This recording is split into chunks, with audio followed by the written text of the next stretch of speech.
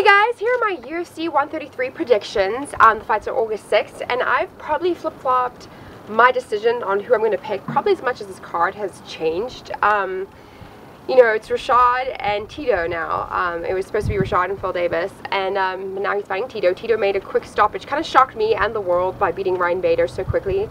And so he's not retiring now. He's fighting Rashad, and in their last fight, Tito technically won. It was a draw, but Tito grabbed the cage, and the point was deducted, but he technically won that fight.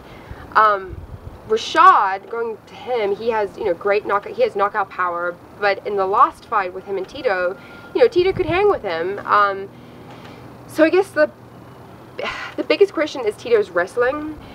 Now I don't know. Rashad kind of has, a lot of MMA fans have termed the wall and stall instead of like lay and pray. It's like wall and stall, where like they pin you up against the cage and kind of like win a decision. I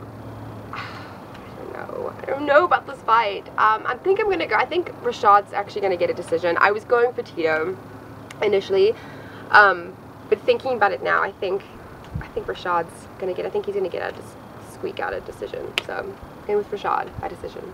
Next prediction is Vitor Belfort versus Yoshihiro Akiyama. And Vitor, I wish he had gone into the second round with Anderson Silva, so this would make my pick for this prediction a little bit easier. Akiyama, like, he has 2 losses in a row, and technically a lot of people think that Alan Belcher won that fight, so that would make it 0-3 in the UFC. I'm almost afraid that the little Japan MMA curse is upon him, like so many that have moved over from Japan.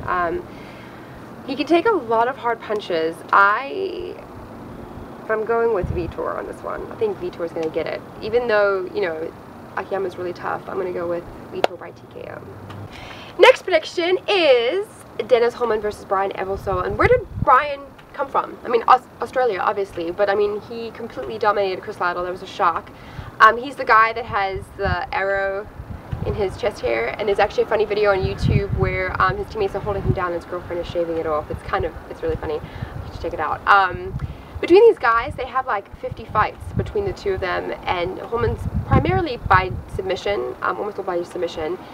Interesting fight. Evelsol, Brian, he just really impressed me in every aspect of his game. I can't really go against him, so I'm going to pick him by decision, even though I love Australia. Speaking of Australia, they're not going to win the Rugby World Cup. Yes, you guys will remember there was the Cricket World Cup. I was all fired up about that, but I love my rugby, and Australia will not win the Rugby World Cup. Brian might win this fight, but Australia will not win the Rugby World Cup. South Africa will.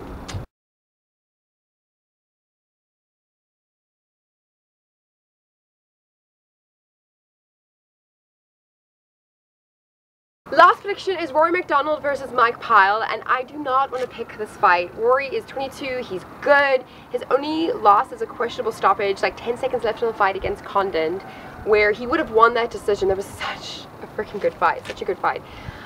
Mike is a very crafty 35-year-old veteran who apparently gives people trouble at Extreme Couture. A year from now, I might pick McDonald, but I'm kind of leaning towards Mike, because I'd like to see him win, and I think he would be a good answer for Rory. I'm going to go with Mike by decision, but I'm super excited for this fight because I like both fighters. Very exciting guys.